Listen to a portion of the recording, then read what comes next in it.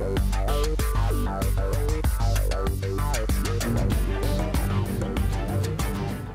Anda kembali bersama kami di Prime Time Talk. Saya masih bersama Pak Farouk Muhammad di ujung telepon dan juga Mas Donald Faris di studio. Sebelum kita melanjutkan perbincangan, kita akan terima telepon dulu dari penelpon kita, Pak Hasan di Makassar. Halo Pak Hasan. Halo. Ya, selamat malam Pak Hasan. Ya, selamat malam. Ya, silakan Pak Hasan ingin memberikan tanggapan atau mungkin bertanya. Anda mungkin setuju dengan pembangunan kantor daerah DPD ini Pak yang memakan dana 21 miliar begitu Pak? Saya kayaknya seperti buah simalakama ya, buat DPD. Karena kalau DPD seperti anggota DPR, kalau turun dari daerah ditanya apa yang Anda bangun, apa yang akan buat di kampung ini, apa-apa semua. Dia tanya yang patah, yang tidak ada yang kalau misalnya bahwa kita mau buat undang-undang, mereka cuek aja. Tetapi kalau kita mau buat jembatan, mau buat jalan, mau buat gedung, baru mereka peduli. Tapi kalau bahwa kita salah satu tugas sebagai anggota DPD adalah legislasi misalnya atau anggota DPR, itu mereka cuek. Misalnya kita akan pas memperjuangkan undang-undang TKI, soal TKI, mereka cuek. Ya. Tapi kalau kita bilang mau bangun jembatan, barulah mereka peduli dan mereka tuntut itu. Nah, persoalannya sekarang DPD berfungsi nggak DPD? Nggak berfungsi DPD.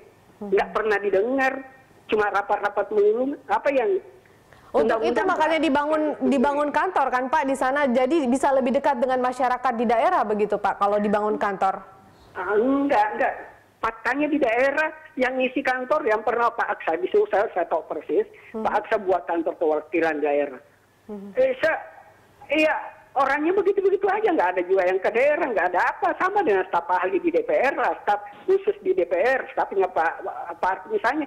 Kerjanya gitu-gitu aja, nggak ada yang turun karena juga itu tergantung dana juga. Baik, Pak Hasan coba yang isi gedung yang mewah ini siapa karyawannya? Apakah mereka turun? Enggak juga. Jadi sebenarnya dibutuhkan tetapi belum saatnya. Perlihatkan dulu kerjanya. Baik. Perlihatkan dulu, itu aja Pak Farouk. Karena DPD apa sih? Nggak ada kan sampai DPD. Membuat undang-undang pun DPR seakan-akan mau kasih tarik ulur, jadi apa yang dikerja DPD bikin habis dana aja. Iya, baik. Assalamualaikum. Waalaikumsalam warahmatullahi wabarakatuh. Pak Hasan sinis gitu ya Mas Donald. Ke Pak Farouk langsung mungkin Pak, ini sedikit menanggapi statement dari masyarakat, mungkin juga ini masukan bagi DPD Pak Farouk. Iya. Saya terima kasih masukan itu. Tapi 240 juta, katanya yang dewasa 1 juta lebih gitu. Apa dijamin sudah tahu semua DPD, apalagi apa yang dilakukannya? Kan nggak juga. Mungkin Pak Hasan termasuk golongan orang yang belum tersentuh oleh DPD gitu kan. Yang kita sentuh itu baru berapa persen gitu kan. Kita menyadari harusnya tingkat popularitas itu bagi DPD ya Pak ya. Ini yang menjadi tantangan kita.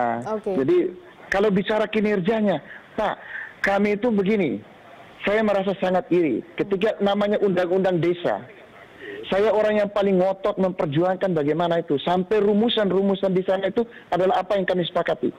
Oke, kami ngomong gini, akhirnya menteri setuju, fraksi-fraksi setuju dengan DPD. Tapi begitu keluar dari sana, datang wartawan, kumpul-kumpul yang diwawancara adalah DPR dan pemerintah.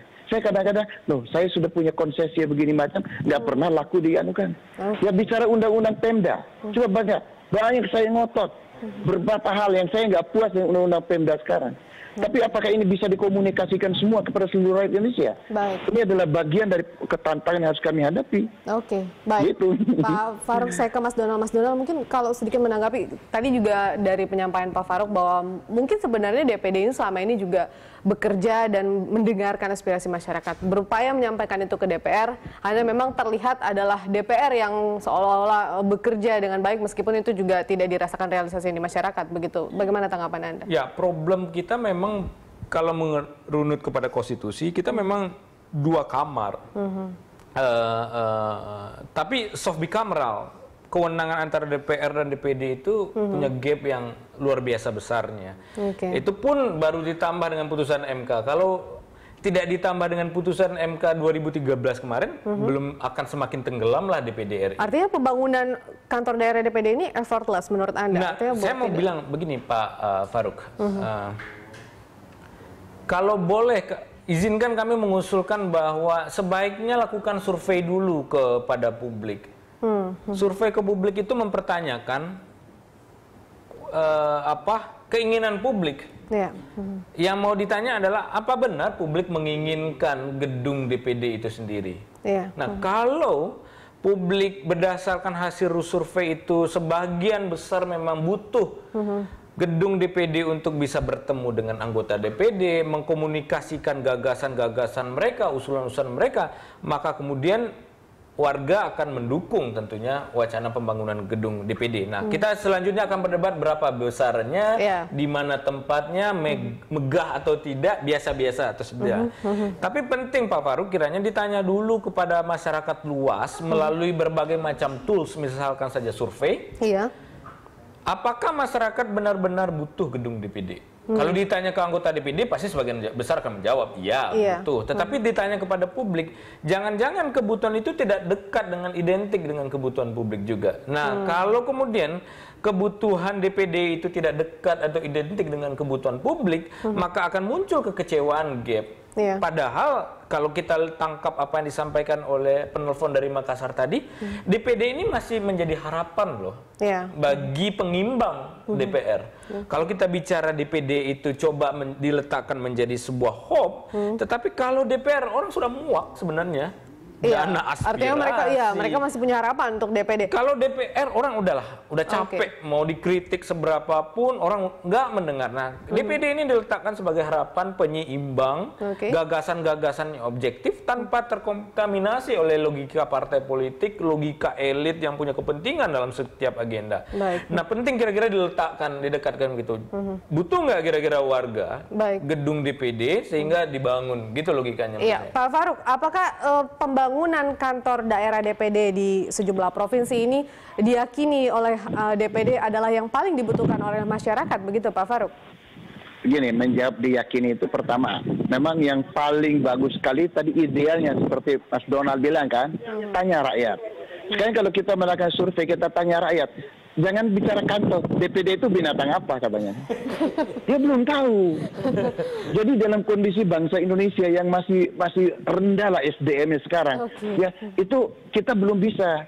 Tapi yang kita akan lakukan sekarang ya oke lah, kita dialog dengan beberapa komponen masyarakat yang memang ya bisa memberi masukan. Tapi yang lebih dari itu, undang-undang itu mengatakan begitu. Saya masuk jadi anggota DPD, undang-undangnya sudah bunyi begitu. Dirubah undang-undangnya tetap aja begitu.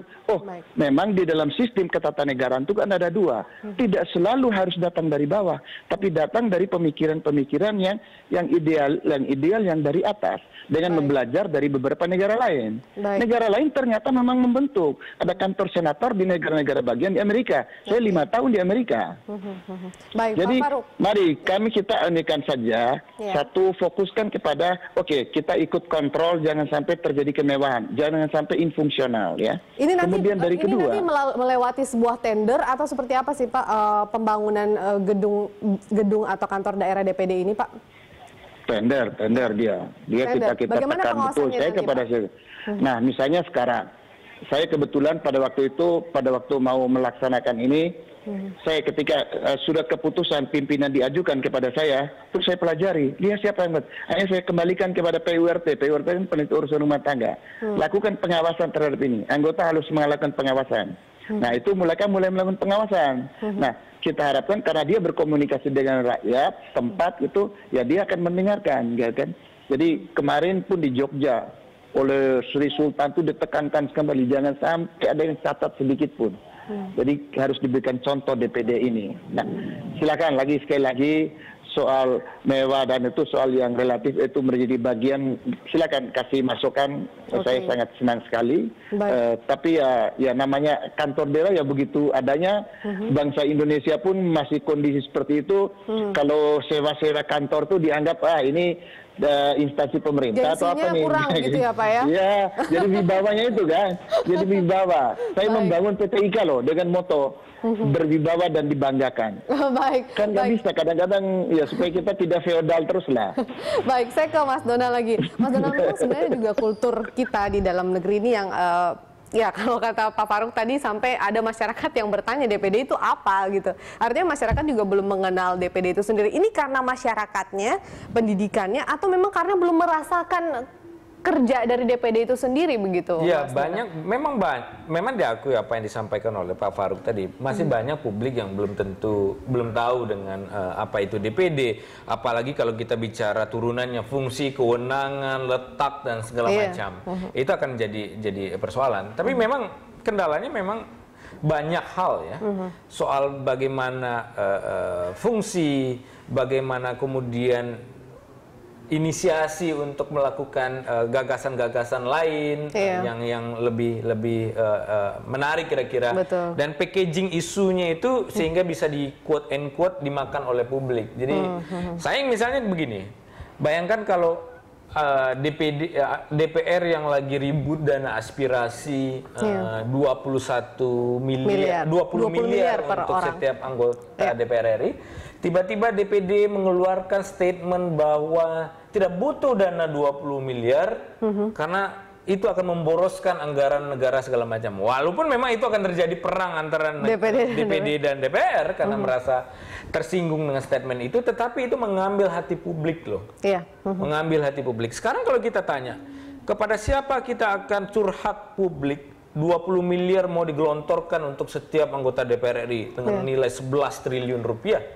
Padahal mereka bicara setiap hari, kan Pak Faruk, anggota DPR itu kan bicara, kok pemerintah defisit APBN, utang luar negeri kok makin tinggi, target penerimaan pajak kok makin kurang. Tapi tiba-tiba mau ngeluarkan tidak seiring sejalan dengan apa yang mereka lakukan bilang gitu ya. APBN kurang tapi minta 11 triliun. Ini kan logikanya aneh. Maka akan memakan anggaran-anggaran dari kementerian atau lembaga lain. Nah, itu yang mau. Tapi terakhir saya coba mau kasih konklusi apa yang disampaikan oleh Pak Faruk. Saya mau melihat ini ada perang simbol di sini. Gedung sebagai sebuah simbol. Simbol eksistensi. Tetapi mudah-mudahan kita bisa berdiskusi lebih panjang soal itu. Kita masih ada satu segmen, Mas Donald. Kita masih akan melanjutkan perbincangan di segmen berikutnya. Kita juga ingin bertanya kemudian, pemerintah sebagai pihak yang menyetujui anggaran sebesar dan sefantastis ini, di mana perannya dan seberapa penting kemudian keinginan pemerintah ini bisa direalisasikan oleh DPD dan DPR dengan merealisasikan anggaran tersebut. Pemirsa, tetaplah bersama kami di Prime Time Talk. Kami akan kembali usai jeda berikut.